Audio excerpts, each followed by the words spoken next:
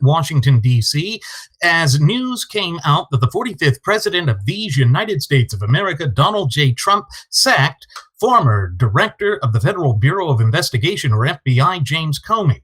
Now, James Comey has been a rather controversial figure in the modern arena of American politics, dating back to the 2016 presidential election cycle. I'm sure you all recall how in July of 2016, Comey had a disastrous press conference in front of the rank and file of the graduates of Pavlov School of Journalism for the salivating mainstream media, in which he attempted to say that there was not enough evidence to prosecute Hillary Clinton, and then he laid out all of the evidence which showed that she had violated federal law with respect to using a private email server to go about doing whatever it was that she was doing, and that it contained top secret information. And that if this had been any other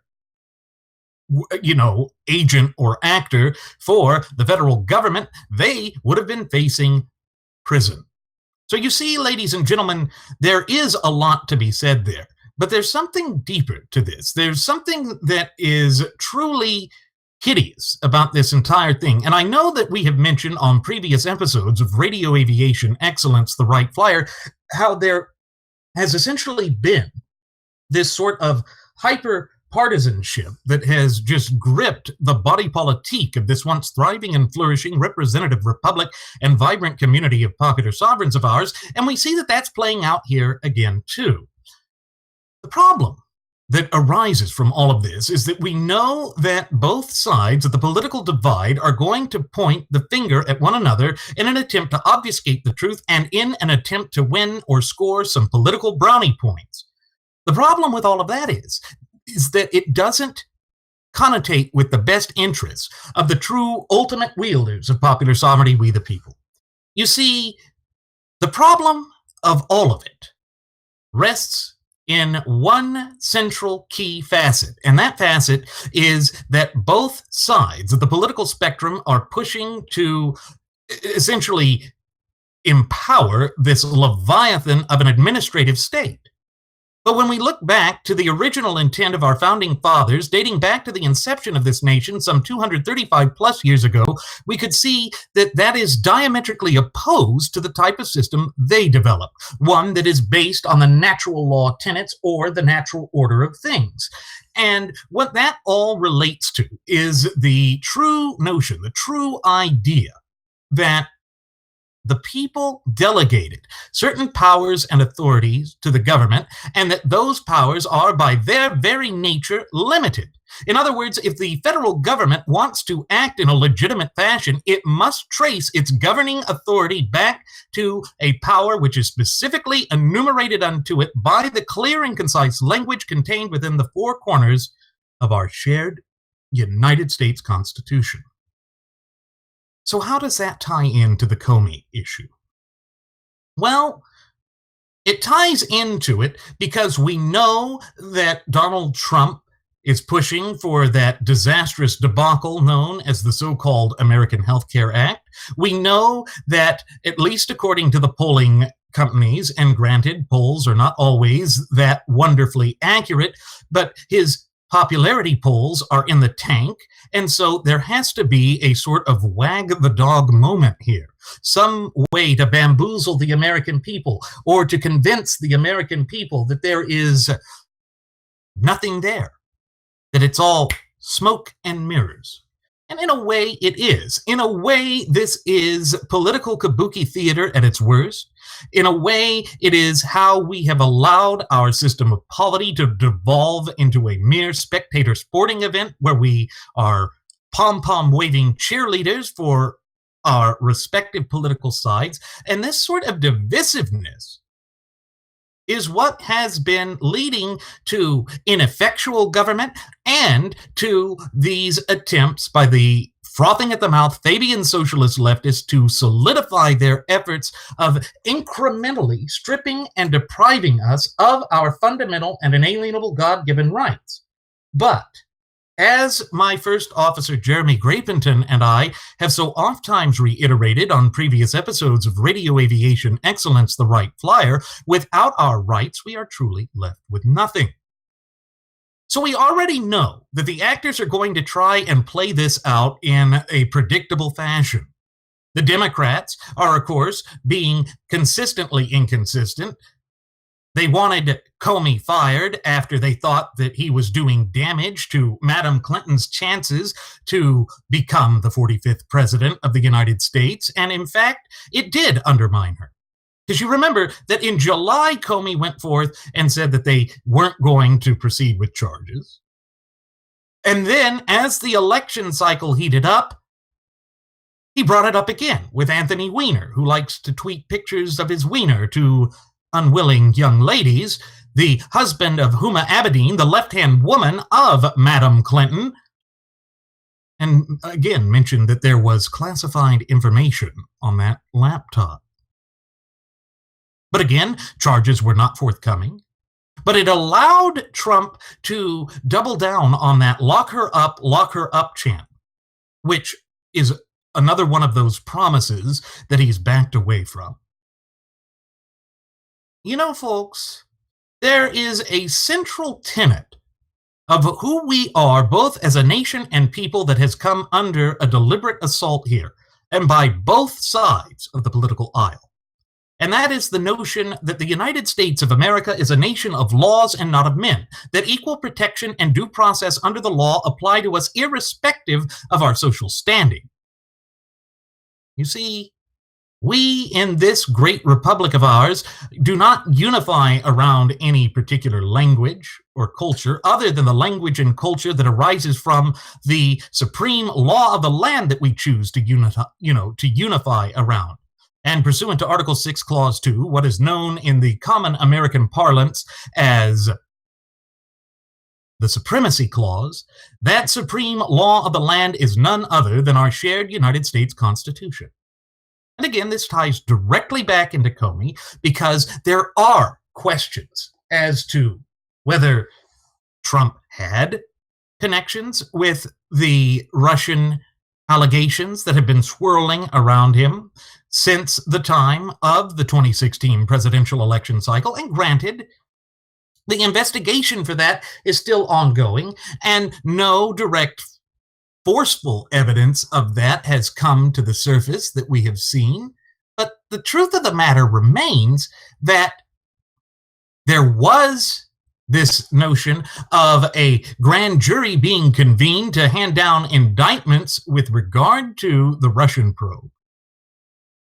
And that is what the Democrats are latching on to.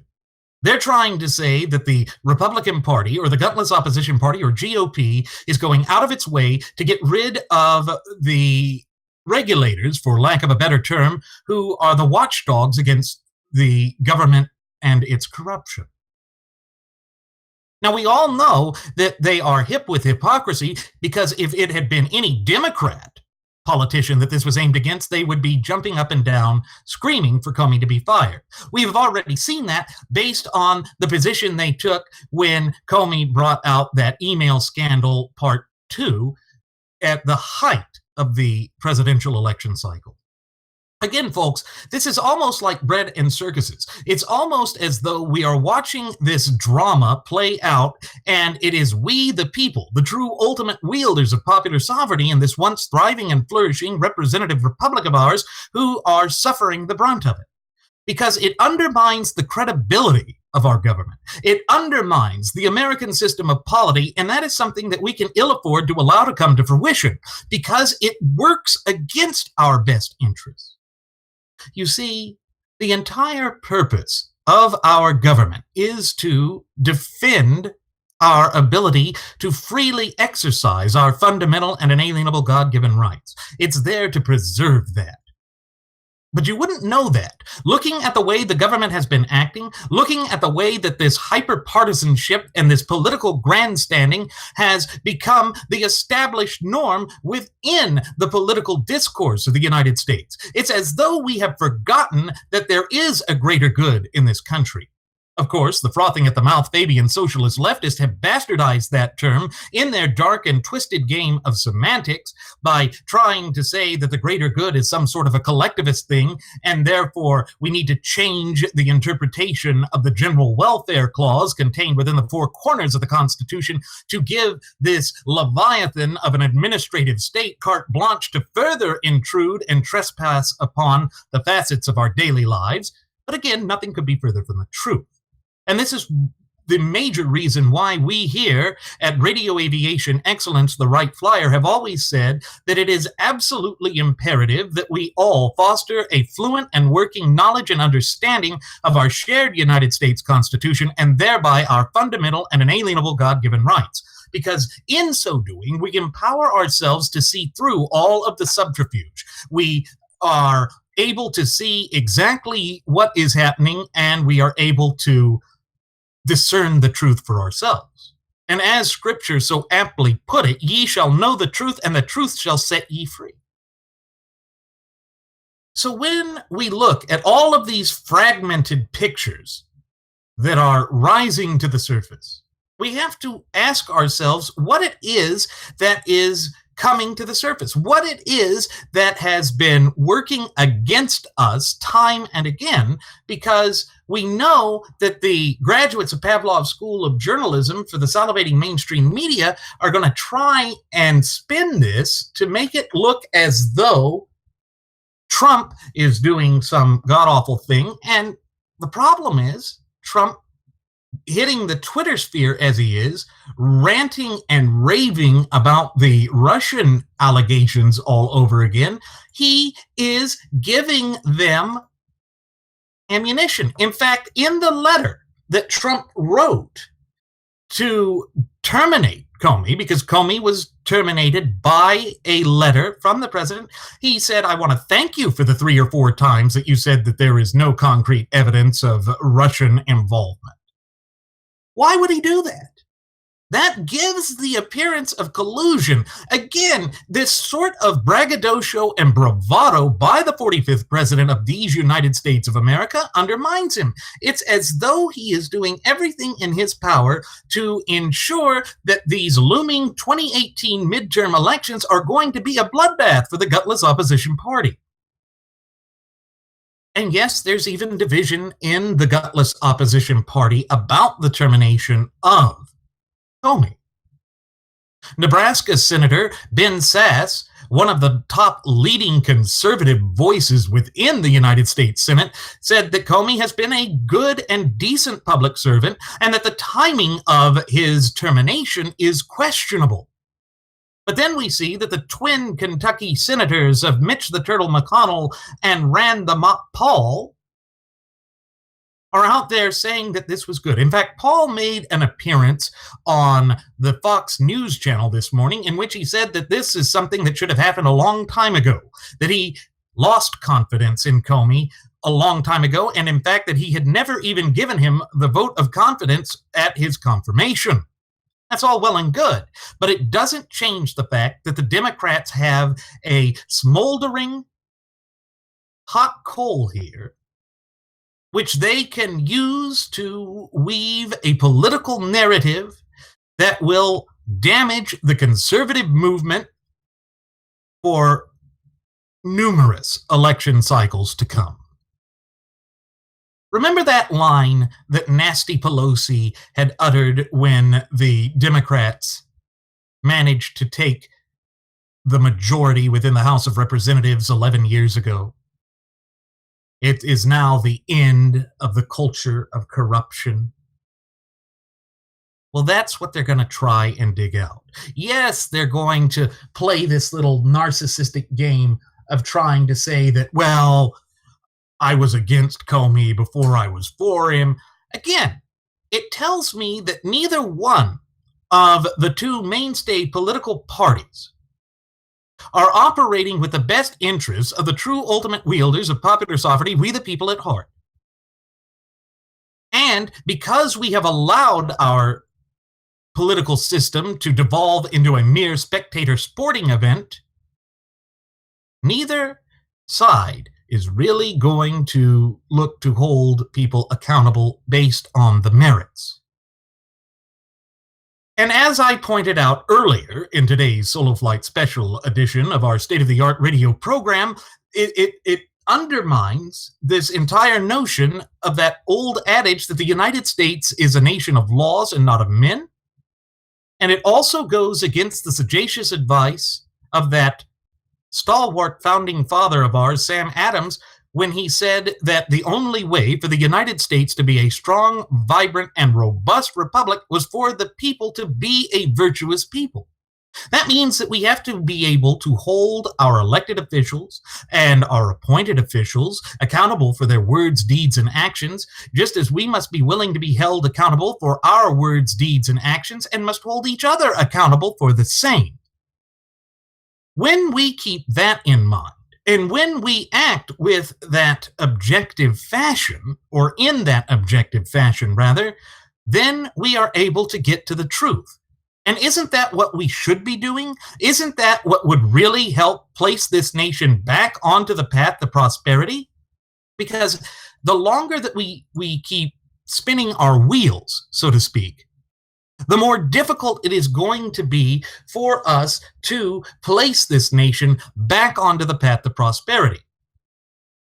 And it seems as though the gutless opposition party is doing everything within its power to make it all the more difficult for it to stand up for itself, for it to present a viable option when it comes to the looming midterm elections of 2018. You know, we are past the 100-day mark with the Trump administration, and we're still floundering. We're still going from scandal to scandal. And let me reiterate, because I know that we had a commenter on our last Solo Flight special that asked a question, do we realize that Trump had won the election? Yes. And we don't want the man to fail. What we want, and what all Americans should want, is to return to strict adherence to the clear and concise language contained within the four corners of the Constitution at all levels of government. Because when we do that, we return to the natural law tenets. We return to those fundamental pillars that have been the basis of the American can-do spirit and attitude since the inception of this nation well over 200 years ago, that of self-accountability and self-responsibility working in tandem, thereby delivering unto us self-determination. Now, the Democrats, of course, are going to look at all of this, and they're going to try and do what they always do. They're going to try and say, oh, this is Nixonian in its scope. They always bring out that bugaboo of Watergate because that was their big hoopla. That is something that still scars the political landscape of the United States. That is something that they believe they can use as a blunt instrument to bludgeon conservatives. Is it intellectually disingenuous? Yes, it absolutely is. But the way that things are unfurling right now, as I speak into this microphone, conveying this message unto you, our cherished listening passengers and audience members, it is going to be nigh impossible for us to overcome these allegations without the moral high ground. Because we will lack the moral high ground. We will come across as looking incompetent and as looking as though we are acting in a way that is hypocritical, as though we are hip with hypocrisy. But folks, that doesn't help us. That doesn't lead us to a better position. All it does, in the end, is make things worse for us. It makes us look bad. And one of the things that I think we need to take away from this is that it does lead to a sort of perception that leaves us looking weak and feckless and as though we are attempting to hide something. What is it that we are attempting to hide? Well, part of it is that it seems as though Trump is attempting to escape responsibility of being a transparent administration, and that there really is something to hide with this Russian thing.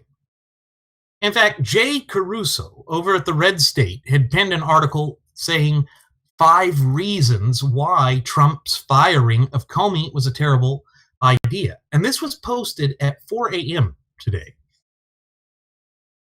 And he starts the whole piece with, it's a decision that sent shockwaves across Washington, D.C. and the media. Of course it did.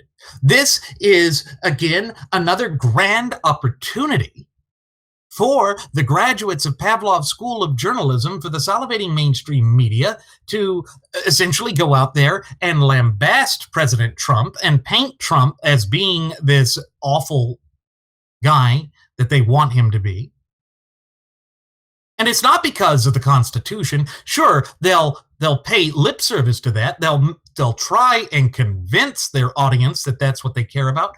But have you ever noticed that when it comes to the arena of American politics, and particularly with the frothing at the mouth Fabian socialist leftist-controlled Democrat Party, it's always selective outrage. It's always faux outrage, for lack of a better term. And it's all designed with the central purpose of scoring political brownie points so that they can, again, double down on their nefarious and poisonous deeds. Now, I'm not going to be one of those that sits there and says that James Comey was the perfect director of the Federal Bureau of Investigation, because I don't believe that to be the case. I think he bungled that whole press conference back in July. I think that there was a way that he interjected himself into political happenings that he shouldn't have. He even had stated during that now infamous press conference that if there were things to be concealed, he'd conceal them. That's not what the FBI is supposed to do. They report the facts because they investigate, and that which is pertinent to the law or to the claimed violation of the law or the alleged violation of the law, that's what they discuss. That is what they talk about. And then it moves through the judicial process. You see, that's why we have the judicial process. It's also why we have the presumption of innocence. But the way that Comey did that, the way that he handled the entire Hillary Rotten Clinton email server scandal debacle was nothing short of disastrous. But was the gutless opposition party or GOP really serious about any of that? Really serious about the claims that they were going to hold Madam Clinton accountable? We know that Trump had made an appearance at a rally shortly after securing the presidency, and he said, in response to the crowd that was enthusiastically chanting lock her up, as they had throughout the entire course of the 2016 election, that no, we don't want that anymore. That sounds good during the campaign, but now we don't care anymore. This sort of flippant approach to the laws of the United States again undermines that notion that the United States of America is a nation of laws and not of men. And the longer that we allow this to percolate through our political system, the more difficult it is going to be to place this nation back onto the path to prosperity because it lends credence to those who are pushing for that leviathan of an administrative state. And unfortunately, both sides of the political spectrum are pushing for that now. The Republican Party is steadily being pushed to the left. They are steadily embracing more government spending, more government control, more government intrusion, and it is always at the expense of the true ultimate wielders of popular sovereignty in this once thriving and flourishing representative republic of ours, we the people. Why? Why do we allow that to happen? But going back to this notion of 5 reasons that Trump's firing of Comey was a terrible idea, remember that one of the things that Jeremy and I have both oft-times reiterated on previous episodes of Radio Aviation Excellence, the Wright Flyer, is that in the arena of American politics, it is perceptions, even if they are erroneous perceptions, that oft-times matter more than the truth. And we know the graduates of Pavlov's School of Journalism for the salivating mainstream media are literally frothing at the mouth at this opportunity to run wild, to try and make it another Watergate. But here it goes. Jay Caruso went on to say that President Donald Trump's firing of FBI Director James Comey is an event nobody saw coming. Perhaps not. Perhaps not. But we have seen in this Trump administration that when things start to get a little bit rocky with his agenda, when things get a little difficult,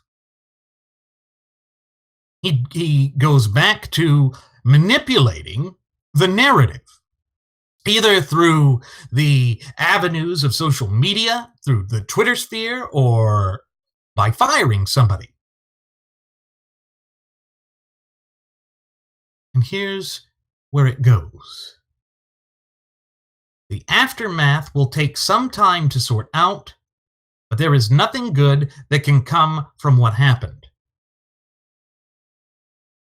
And perhaps not, because again, when we keep in mind that perception in the arena of American politics oftentimes matters more than reality itself, who is going to control the narrative here? Trump? Through Twitter? I know that some of his loudest acolytes and surrogates are going to say that to be the case, that they are going to push that they're going to once again attempt to say that this is all fake news, but damn. At some time, the veneer and varnish on that is going to wear so thin that we're going to see through to its grotesque and ugly inner workings. We have to ask ourselves why. Why these things have been occurring in the form and fashion that they have been, and what is the overarching ramifications and implications that this is going to have not only on our system of polity, but on the American people themselves. Because unless and until we are willing to actually look into this and to be ready, willing, and able to hold these government actors accountable, then we are nothing short of hip with hypocrisy. And I do not believe that that is something that we can afford to be. I do not believe that that is a perception that we want the up-and-coming generations to latch on to. Because they've already been indoctrinated by the historical revisionists that infest our ivory towers of academia from coast to coast and border to border. They're already poisoned by the so-called popular culture, which has been inundated with Fabian socialist iconography and propaganda. So, again, it just weakens us. It places us on a path of which it is going to be exceedingly difficult for us to overcome this. It means that we are going to have to try and redouble our efforts to get to the light of the truth. But who can we trust in these turbulent times? That is perhaps the nagging question that I don't think we're going to find an answer to in the near future. It says over here on Caruso's article at Red State that Trump created a mess with his firing because even if he manages to articulate reasons for it beyond the tired excuse that it was over Comey's abysmal handling of the Clinton case forever ago, now, contrary to the lamentations of Hollywood morons, firing Comey is not an impeachable offense. So anybody who thinks that will happen is living in a fantasy world. Perhaps, unless some evidence comes to light that there's some deeper thing here. This is why I really would rather reserve judgment on this. I would really rather get to the bottom of it. But the shockwaves that are just rippling through our system of polity tells me that, again, the political grandstanding is being done as a way to obfuscate the truth. And in a sense, it is playing to the benefit of both of the two mainstay political parties. But not in the best interests of the nation. Not in the best interest of the American people. And when we keep that in mind, it makes me wonder, is there any issue which implicates the American people, that impacts the American people, that the Democrats would ever be willing to come out and say that the government is wrong, and that the Republicans would be willing to come out and say that the government is wrong? When is the last time they have ever put the interests of the American people first?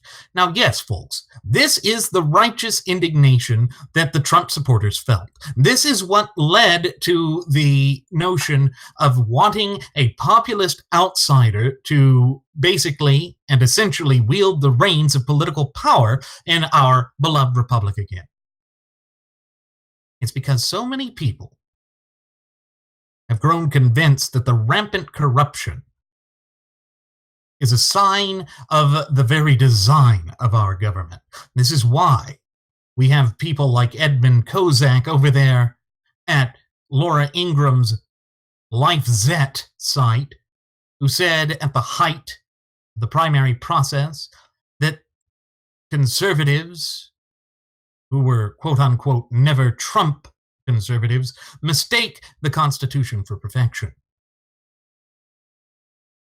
Again, this is a grave misunderstanding of what we believe with respect to the supreme law of the land. We do not believe that it is perfect, but it damn sure is the most perfect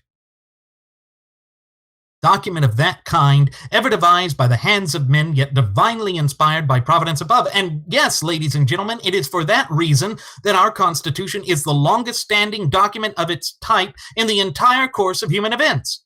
That means that no nation on the face of God's green earth has created as stable, as secure, as open, as honest, or as free a system of polity as we have in these United States of America. And somehow, throughout it all, this has been lost.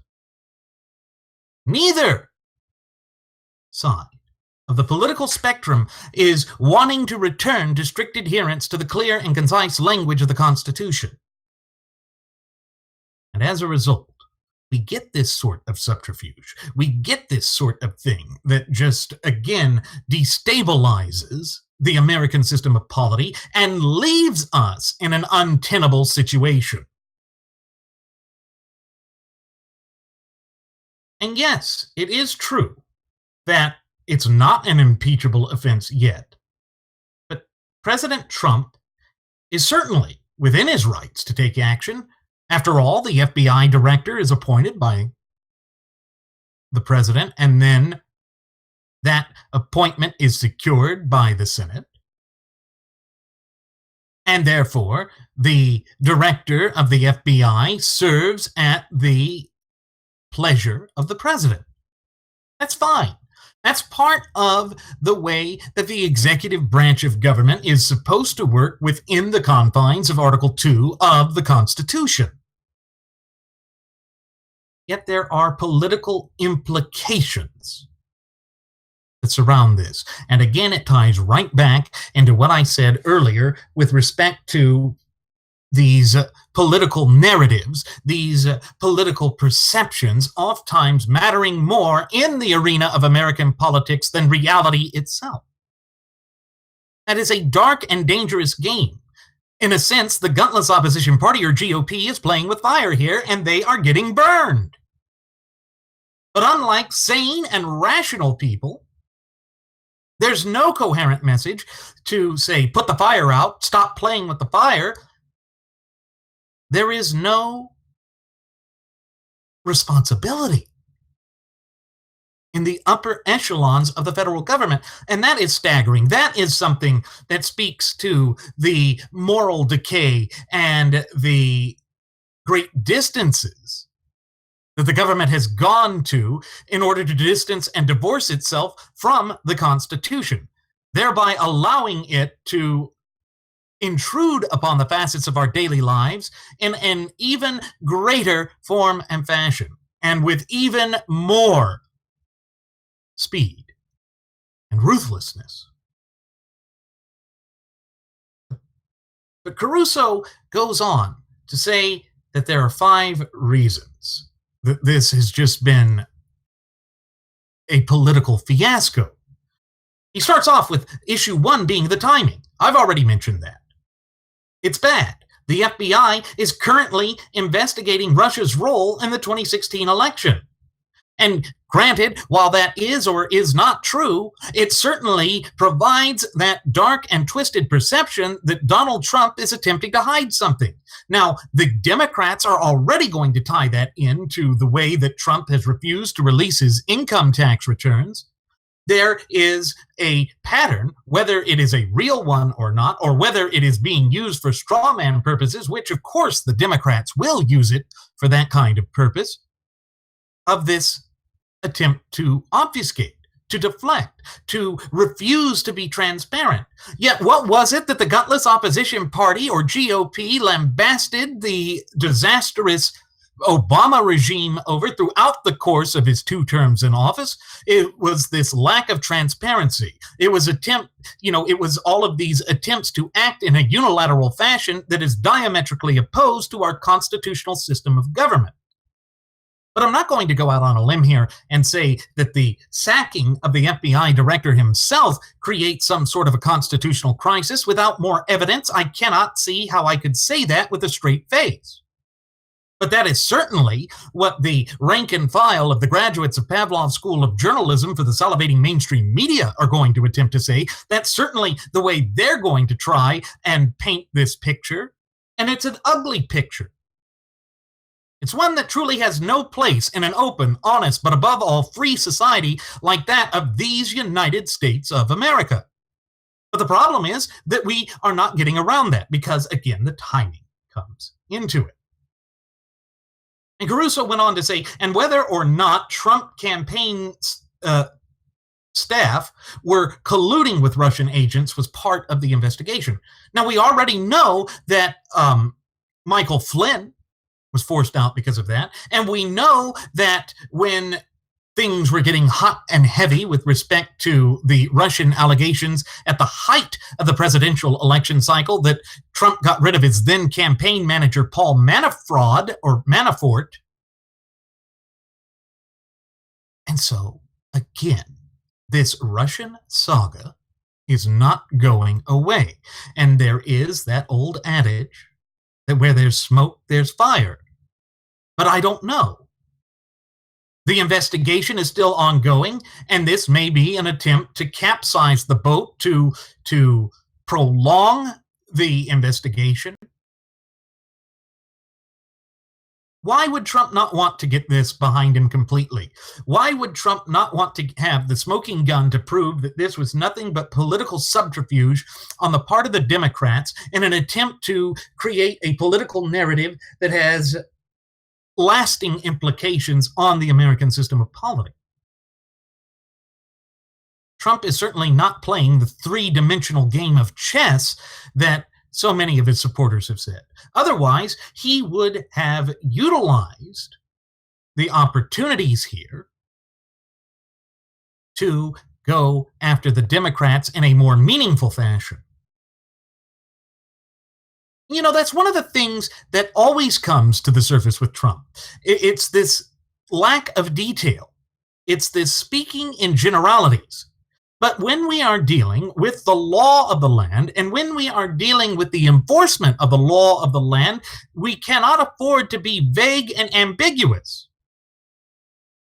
Because again, what is resting at the center and heart of all of that is our fundamental and inalienable God-given rights. And again, as my first officer and I have oft-times reiterated on previous episodes of Radio Aviation Excellence, the Wright Flyer, without those fundamental and inalienable God-given rights, we are truly left with nothing.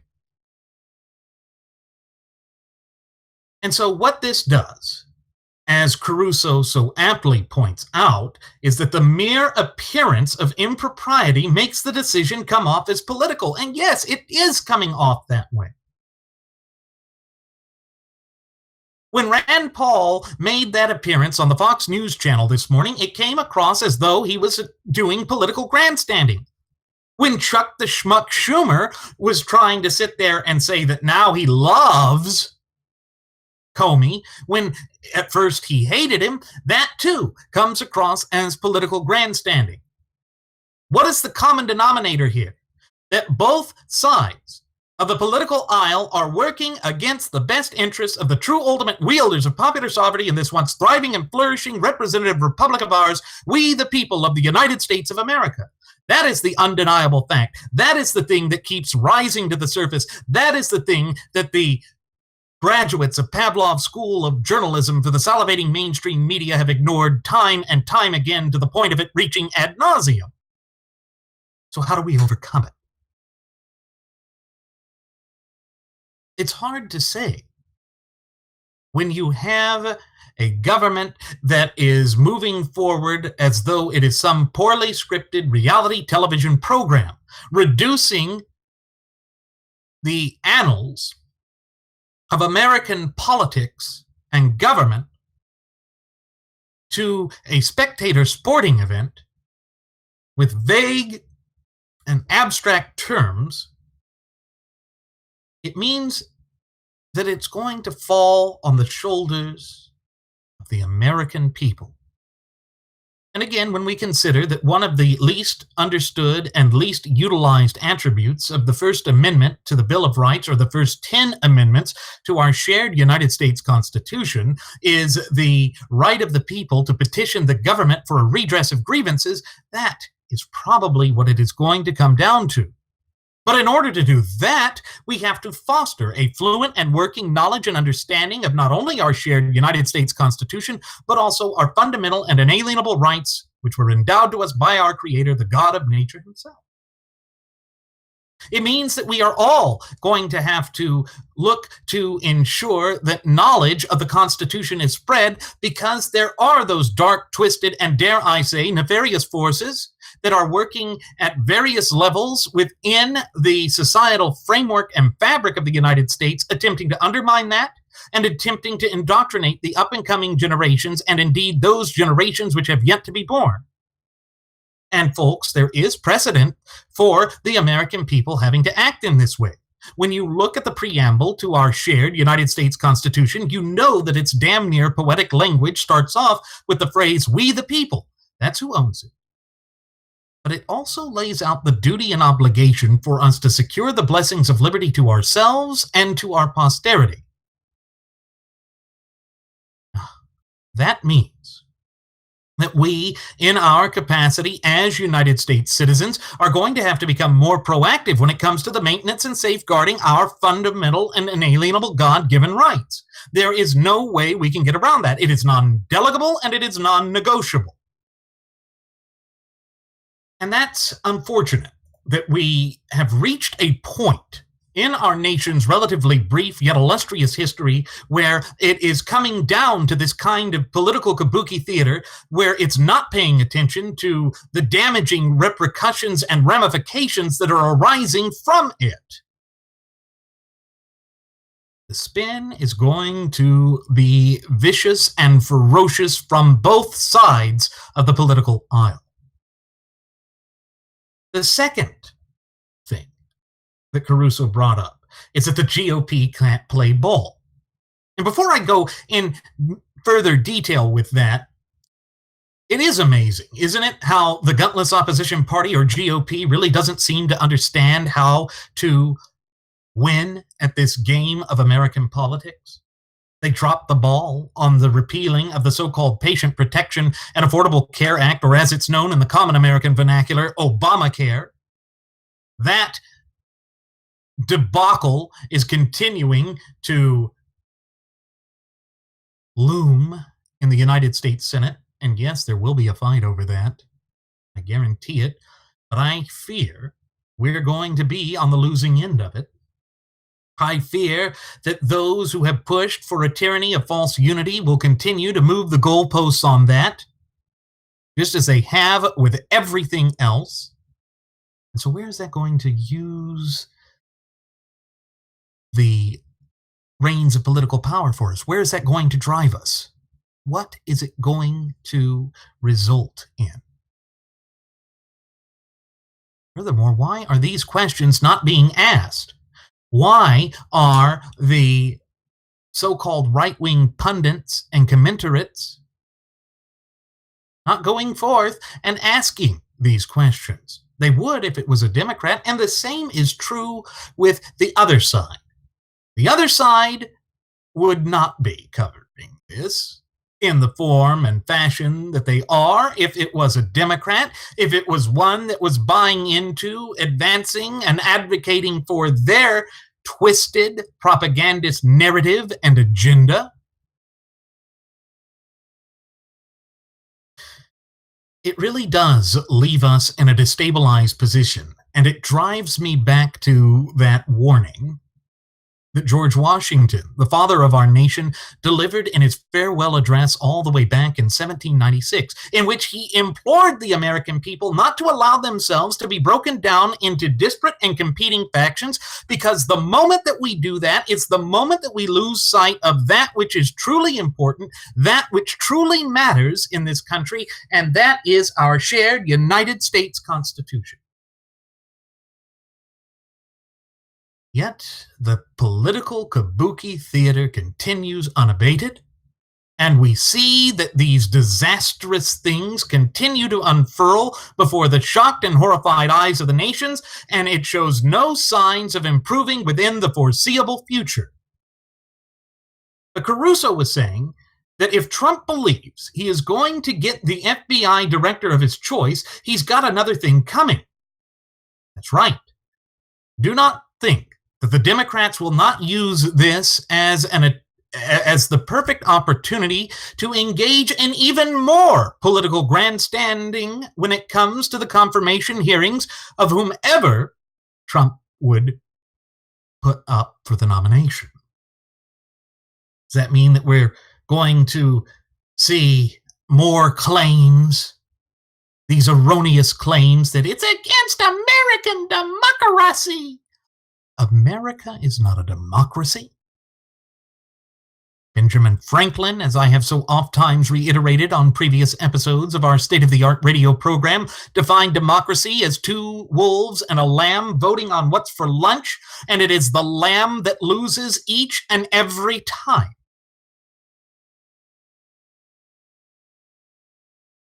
Where does this lead us? How do we gain political advantage? And not just political advantage, advantage for our nation. Advantage for our efforts to get this leviathan of an administrative state off the backs of the people so that we can be a strong, robust, and vibrant country again. I know that my first officer, Jeremy Grapenton, and I have oftentimes harped throughout the approximate 2 years that we've been flying you over the friendly airwaves here at Radio Aviation Excellence, the Wright Flyer, about how that slogan, Make America Great Again, presupposed that the United States ever once ceased being great.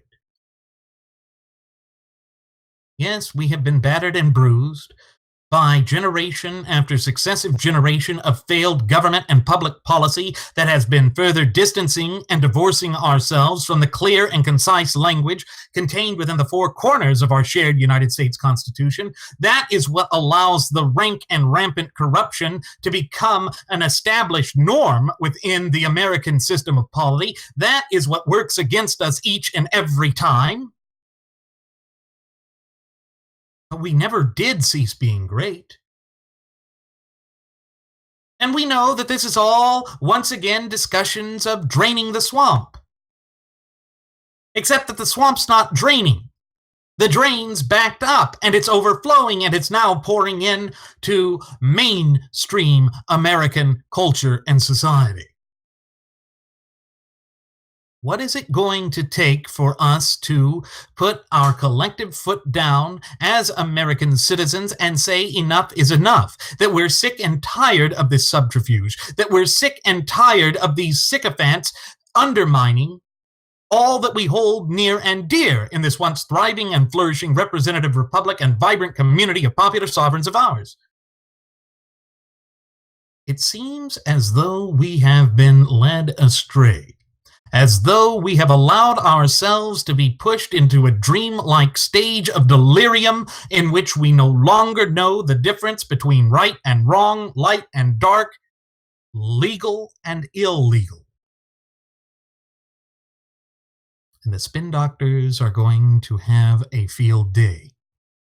Mark my words, they are going to have a field day with this. They are going to see this as an opportunity to proclaim that there is blood in the water, to allow them to double down on their efforts to attempt to further inject socialism in us, while at the same time creating straw man arguments to tear down true conservative positions, as has been the case for generations now. That is the larger picture here. Comey's termination in and of itself is not of that great importance. It's the political subterfuge. It's the political kabuki theater and hay that both sides of the political spectrum are going to play out of this. And who is it that is, set to lose the most here? It's the same people who are the true ultimate wielders of popular sovereignty, ladies and gentlemen. It is we the people.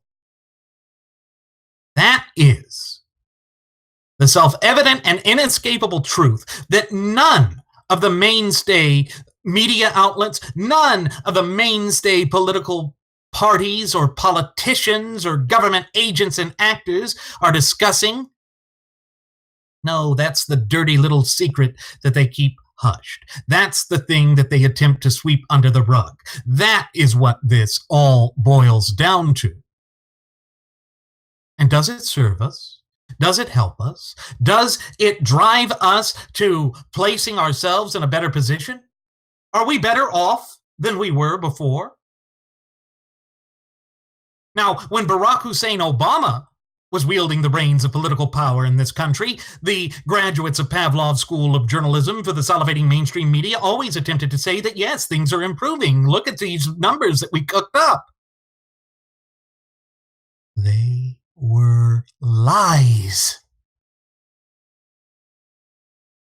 And both sides are utilizing lies. Both sides are embracing falsehoods and deception as their modus operandi, and that is not going to work for the American people. That is only going to alienate even more of the American electorate. That is going to disenfranchise even greater swaths of the American voters into believing that their voices don't matter. Yet nothing, and I truly mean nothing, could be further from the truth.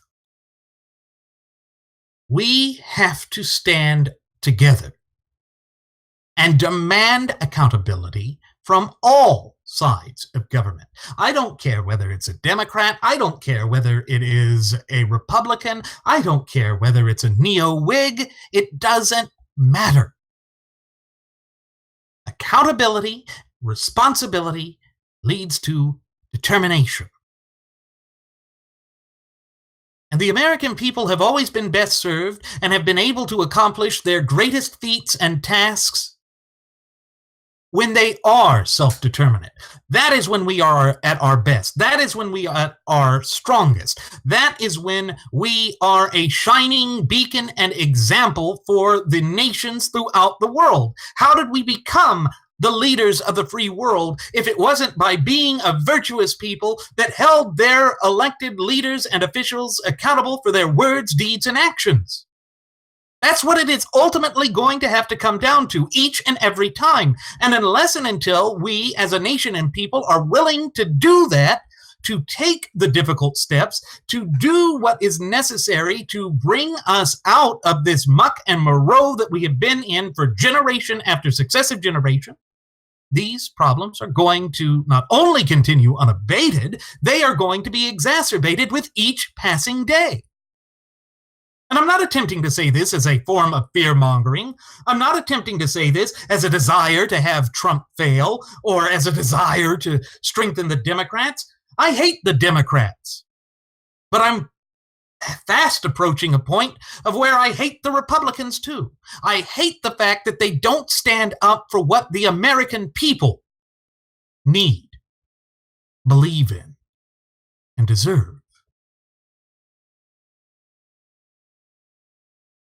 You know, they're the ones who, in their haughty arrogance, believe that they know what's best. Whereas our founding fathers, when you look at the foundational documents of these United States of America, believed that the government was the worst avenue or approach to provide solutions. And it's as the great visionary Zygmunt Dobbs stated back in the 1950s and 60s, that they would use terms of art or fluff words or buzzwords to cause people to shut down their mental faculties and to just rawly emote. Because if you rawly emote, that makes you as malleable as putty in the hands of a potter. But does that help us? Does that lead us to what government is supposed to do?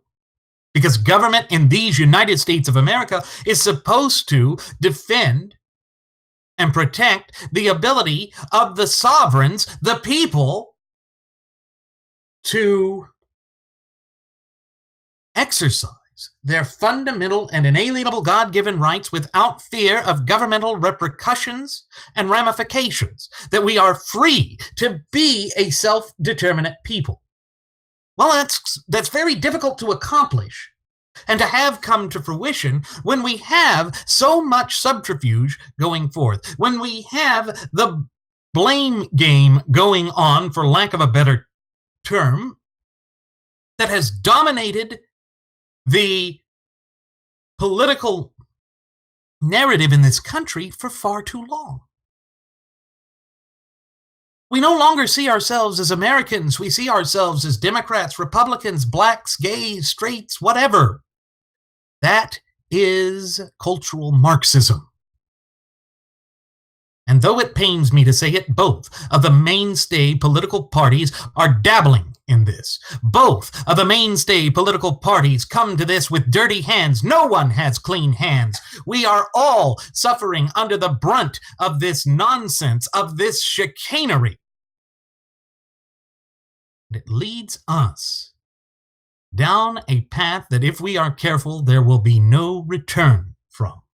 That is something we cannot afford.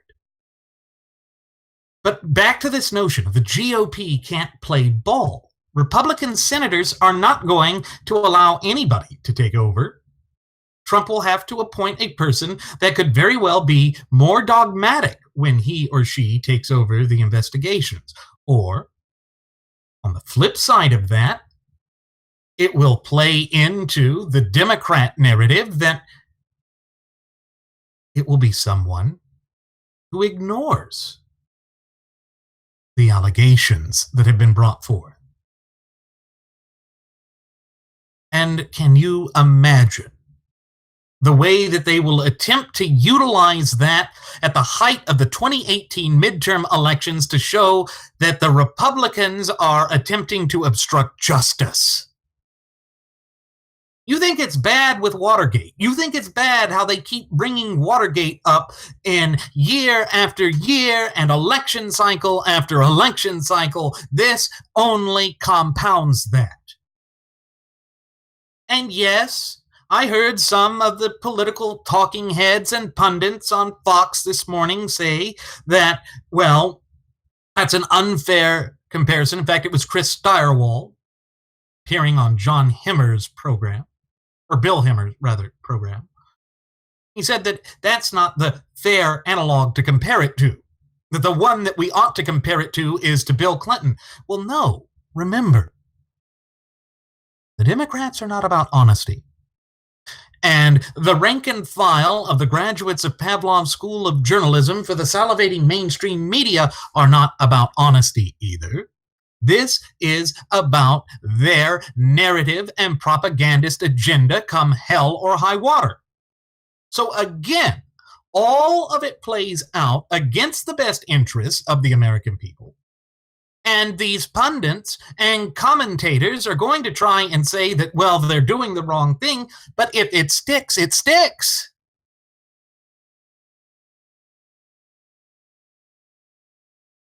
You know, it's funny. Bill Morris, remember he used to appear as a political pundit after he had been with the Clintons. He said that this would be an opportunity to once again bring charges against Hillary Clinton. Come on. When Trump has already come out and said that they are good people, they being the Clintons, and that he's not going to seek it, why on earth would they do that now? Why on earth would he change his tune now, Bill Morris?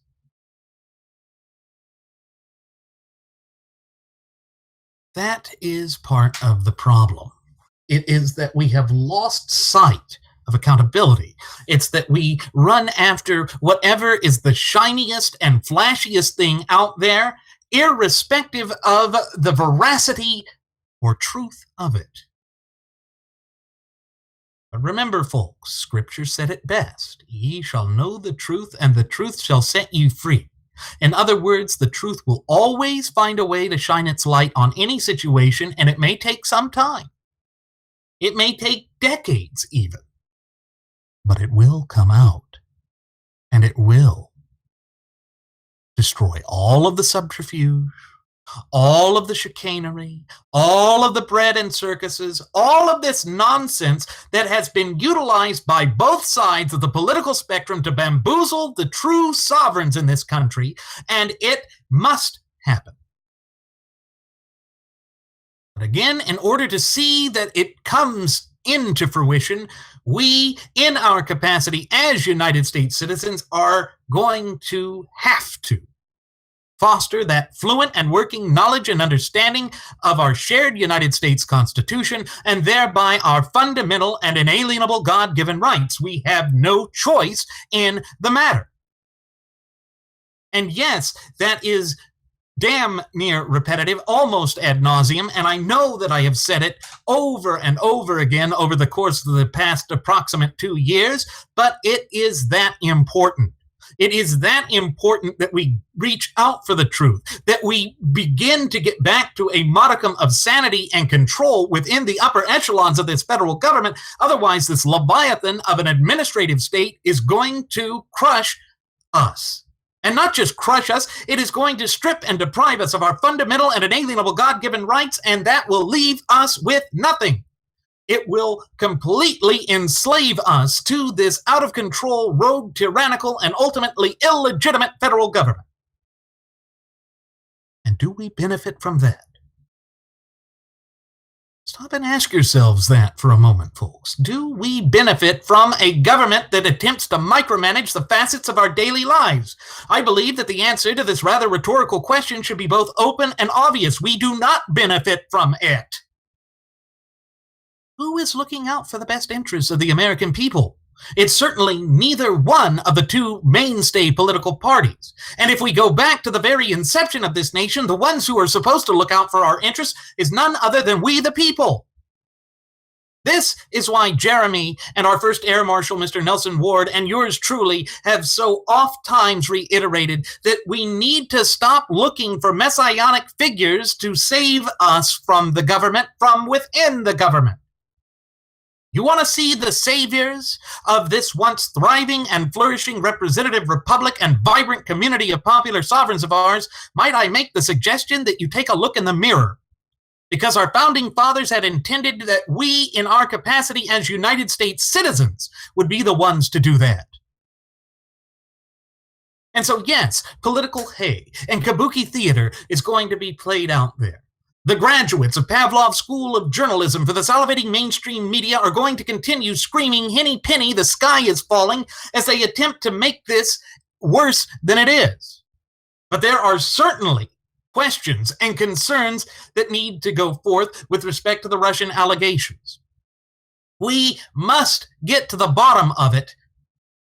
And the more of these distractions and the more of this subterfuge and the more of this shooting ourselves in the foot over and over again that happens, the greater the difficulties in rooting out the truth becomes. And yes, folks, that is by design. That is what they are hoping to do. That is what they have been working towards for so many years now. Well, enough is enough.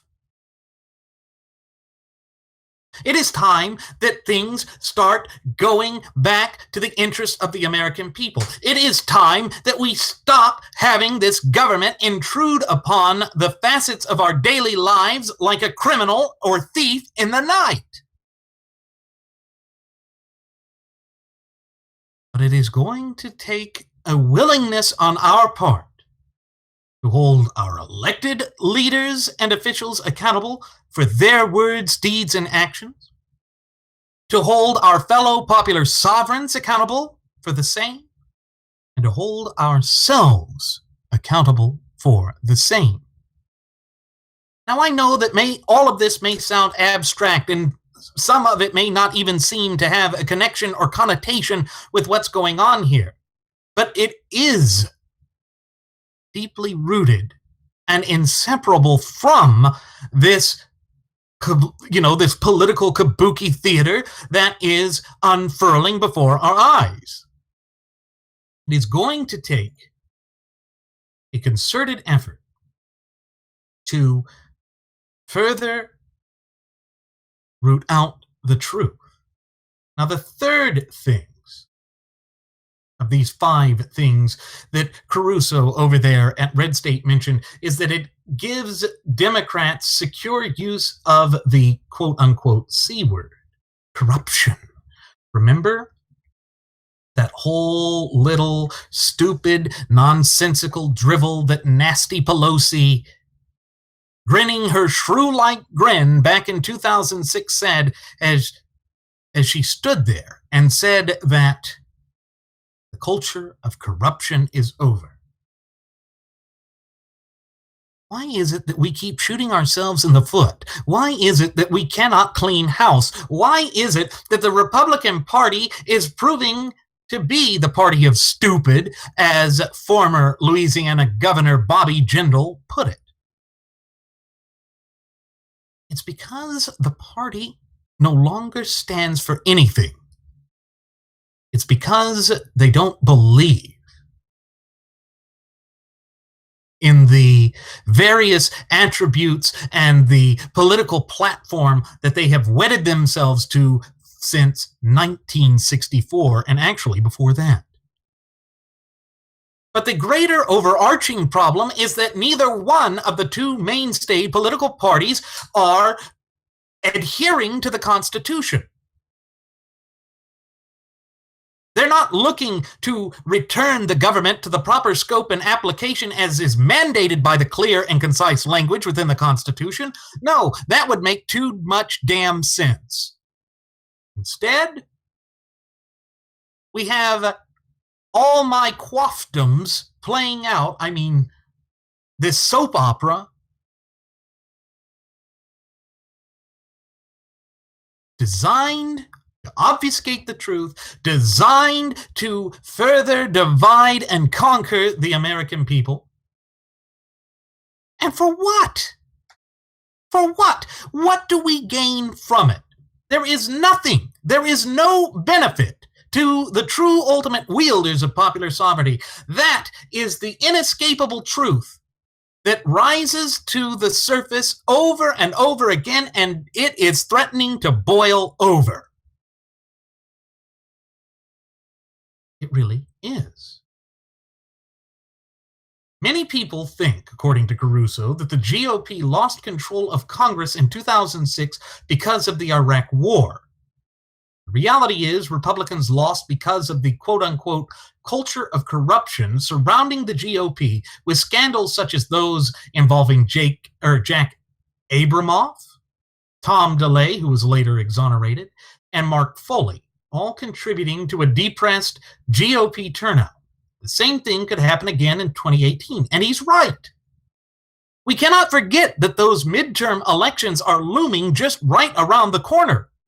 We cannot deny the fact that this sort of subterfuge goes against the Republicans, and the Republicans are inept when it comes to controlling the perception and narrative. Now, yes, there will be those who are ardent supporters of the president who will say that Donald Trump has been a masterful manipulator of the narrative, and that by going to Twitter,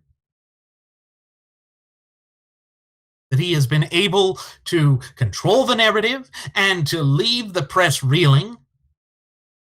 So what?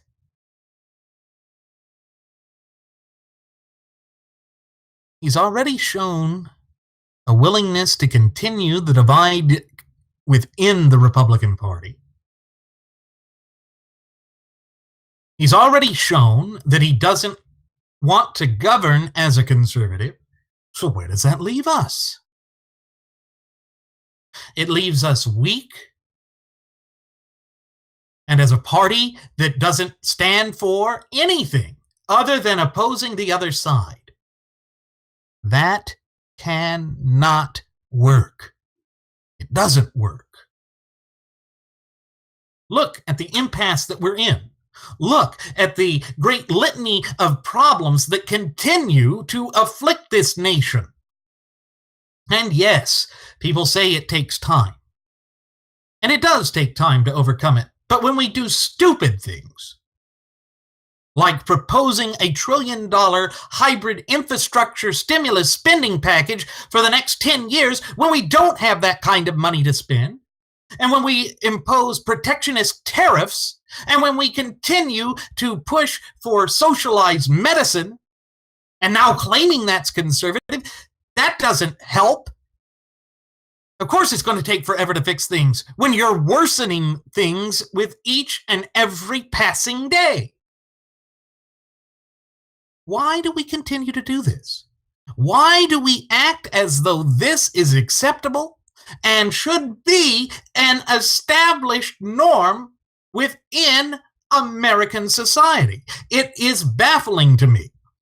It tells me that, again, we have been seduced by the notion of victory at all costs.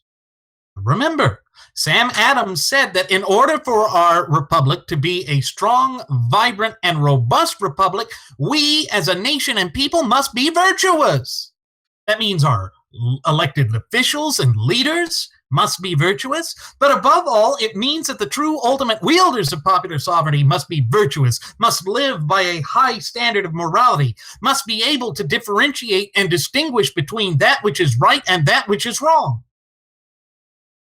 Well, how do we do that when we can't even agree on what's going on with the termination of the former director of the Federal Bureau of Investigation, or FBI? And I'm not asking that question in a facetious fashion.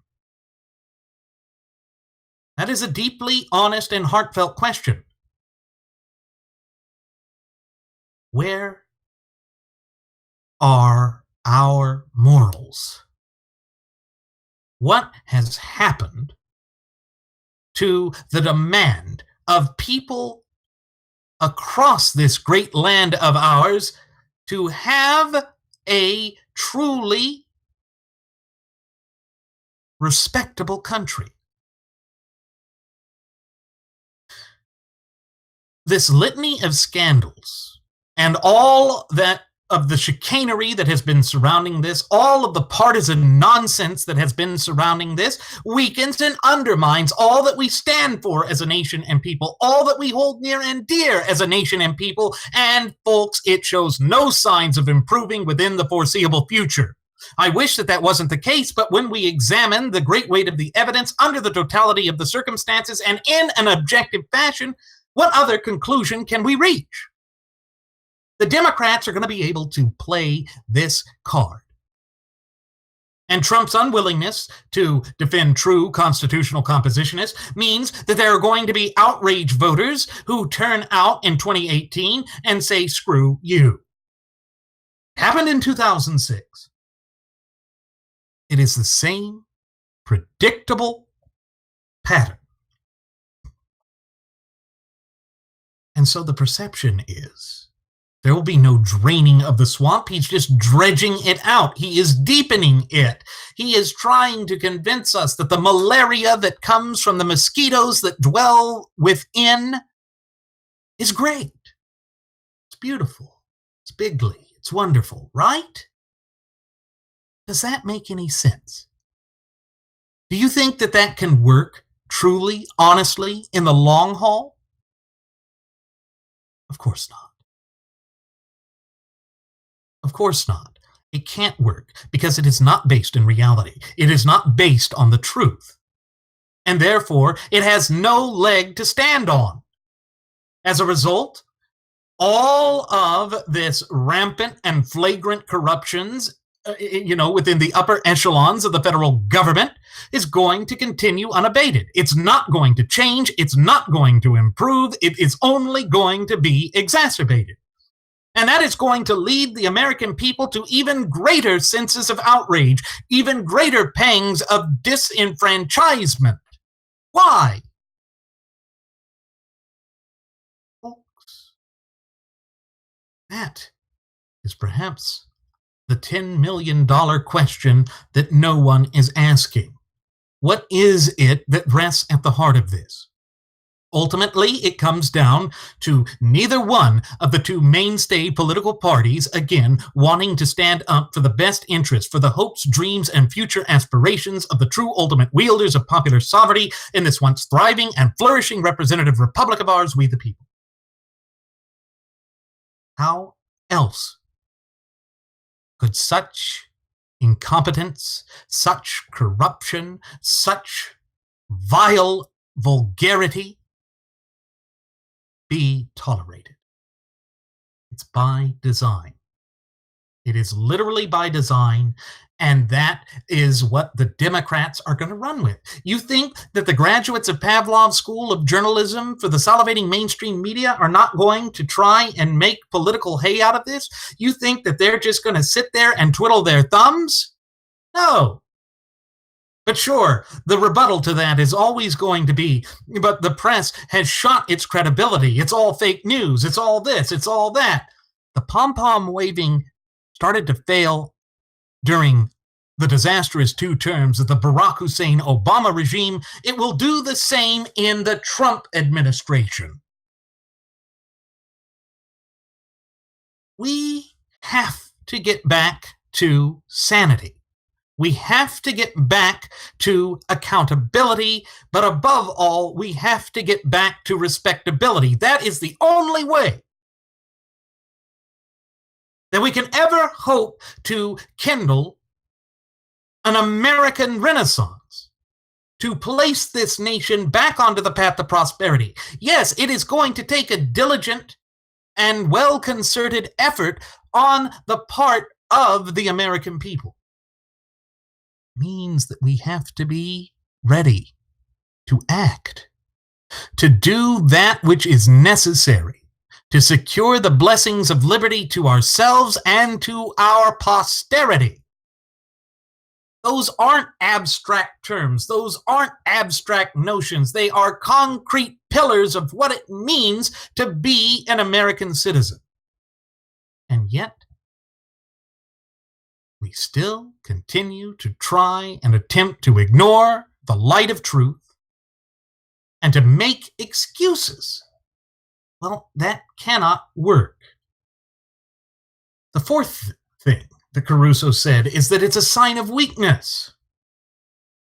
Trump supporters can state all they want to about Trump draining the swamp, but somebody in a position of strength doesn't pull a move like this. And yes, that is also the way that it will be played out. Again, it's going to be like that political game of two-card Monte, where there's two cards and the house wins each and every time. Why is Trump playing this game of sleight of hands? What is the illusion that is there? Oh, it's strong for him to get rid of Comey in the midst of an investigation? Really? What benefit, politically speaking, would this provide the Republican Party? I can think of none.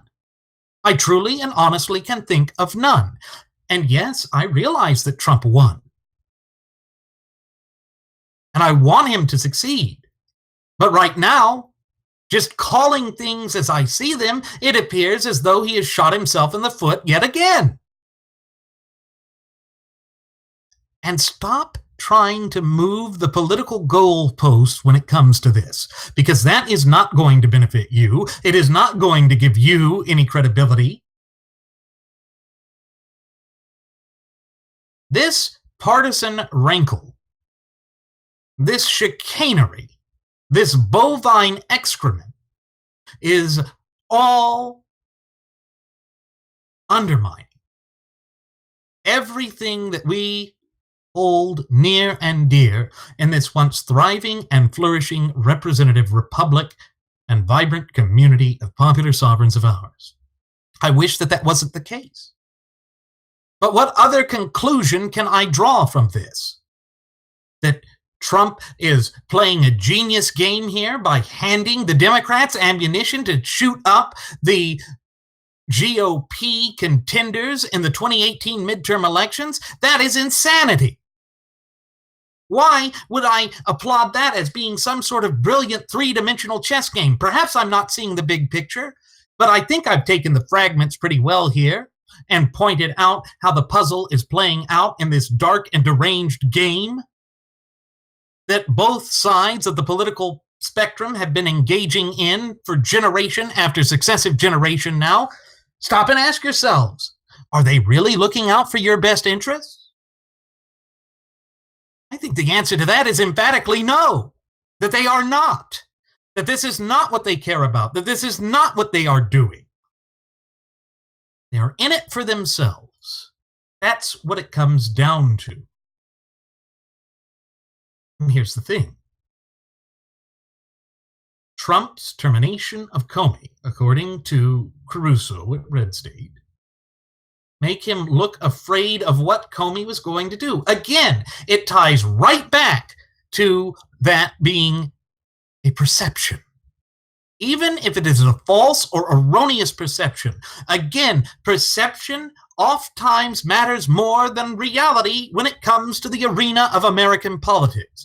That is an important lesson that we all need to keep in mind and that we all need to take to heart, because we know that the rank and file of the graduates of Pavlov School of Journalism for the salivating mainstream media are going to make this stick one way or another. It's not about the truth. It's not about fake news. It's not about any of that. It's about a political game of kabuki theater in which the American people are bamboozled and their rights are stripped away from them right under their noses.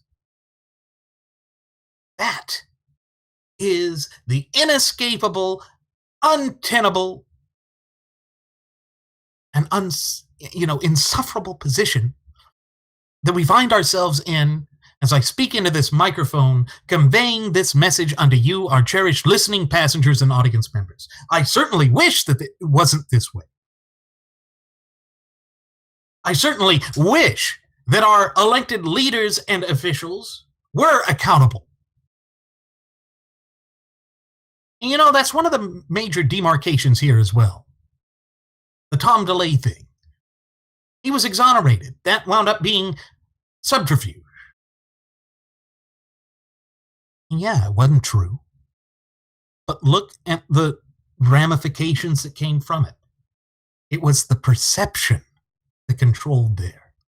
And that cost the Republican Party dearly, and that is how we got Obamacare, by that partisan vote, right down party lines back in 2009.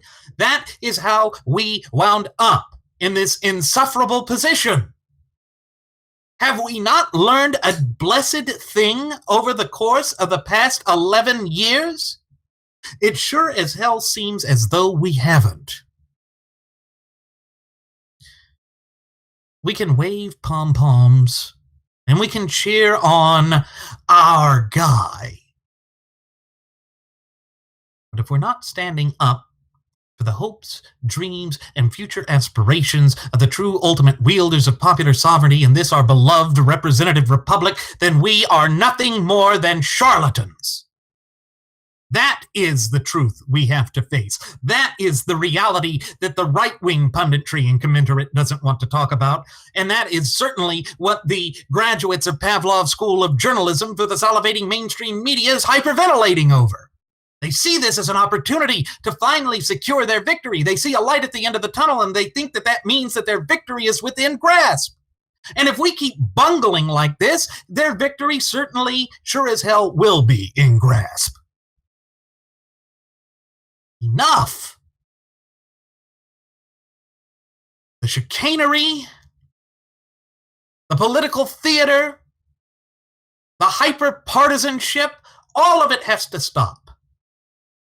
But the only way that we can go about achieving that is to, again, foster a fluent and working knowledge and understanding of our shared United States Constitution and thereby our fundamental and inalienable God-given rights. We can only do it by standing together shoulder to shoulder in solidarity and unity and saying that both sides of the political aisle are attempting to strip and deprive us of our fundamental and inalienable God-given rights. It is going to take a proactive, diligent, and incessant effort on the part of we the people in our capacity as United States citizens. That is what our founding fathers would have expected of us. But are we prepared to do it? Do we have the wherewithal anymore? Do we have the political spine? Do we have the literal spine to do that anymore? Ultimately and deep down, I think we do. But it means that we have to rededicate ourselves to rooting out the light of truth, to promoting that which is truly beneficial to us, both as a nation and people, and to be unwilling to accept the chicanery that has become an established norm within the American system of polity. It means that we're going to have to stop moving political goalposts. It means that we're going to have to stop being apologists for our guy. And it means that we ask for the truth in an objective fashion each and every time, that we be stoic about what matters and that we be vigilant about our rights. Then, and only then, can we truly begin to place this nation back onto the path of prosperity? Now, folks, I know that this is far easier said than done, but done it must be. And if there is any people on the face of God's green earth who are capable of accomplishing and achieving this, it is the American people. We have overcome every hurdle, obstacle, and adversity that has ever been erected in our path during our relatively brief yet illustrious history here on earth. That is not some small thing. but it is going to require the fostering of affluent and working knowledge and understanding of the Constitution and also of our fundamental and inalienable God-given rights. When we do that, we are strong and we are self-determinate. And when we are self-determinate, that is when we are at our best, both as a nation and people. That is an inescapable truth. That is a self-evident truth. And the sooner that we embrace it, the better off we will be, the better able we will be to place this nation back onto the path to prosperity. But we have to believe it, and we have to commit ourselves to it.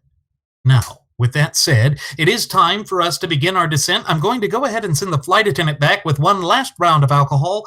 No, folks, I'm not going to terminate her until after she pours you your alcohol. As always, folks, I'm your captain, Randy Wright, and I want to thank you for choosing to fly the Wright Flyer. Should you have any questions, comments, concerns, or even topic suggestions, please feel free to leave them either in the comment section here on our YouTube page or on our Google Plus page or even on our Facebook page. And on top of that, I invite you to follow us on Twitter with the Twitter handle @RadioAviationEX. One more time, folks, that's @RadioAviationEX. And there you will find the departure board that lists my personal Twitter account as well as the personal Twitter account of my first officer, Jeremy Grapenton. You will find the Blogspot account that is just chock full of useful information. And then, just as you will find in the description section of today's program, you will find a link to the Cafe Press account. Folks, at the Cafe Press account, we have all sorts of novelty items, trinkets, and goodies, from hats, shirts, shoes, clothing, apparel, mugs, thermoses, drinking glasses, shot glasses, clocks, watches, neckties, laptop sleeves and protectors, phone sleeves and protectors, you name it, it's there, either with our original Radio Aviation Excellence logo or our first class passenger logo or the two Uplifting America logos, one of which we use at the start of every program. That right there. And with such a wide array of products and all at reasonable prices, you simply cannot go wrong with the Cafe Press account. Ladies and gentlemen, thank you again for tuning in to the Wright Flyer. We hope to see you again next time. Please do take care.